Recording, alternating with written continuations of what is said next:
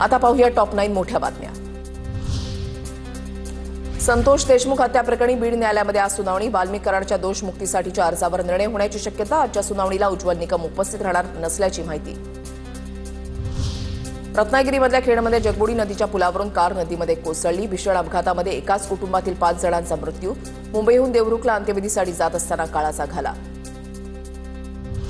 Bogus आणि निकृष्ट खत विक्रीबाबत सर्वाधिक तक्रारी महाराष्ट्रामध्ये। गेल्या 2 वर्षांमध्ये महाराष्ट्रातून 3547 तक्रारी दाखल।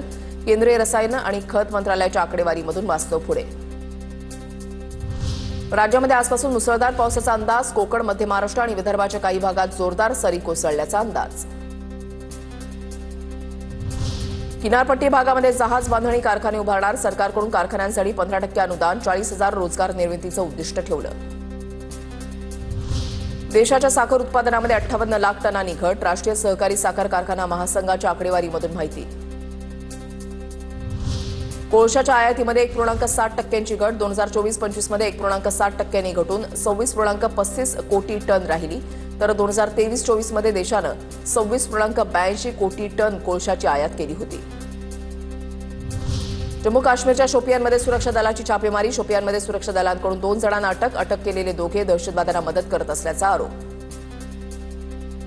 मुंबईचे माजी क्रिकेटपटू विजय कारखानीस यांचं वयाच्या 86व्या वर्षी निधन। विजय कारखानीस हे यष्टीरक्षक फलंदाज होते।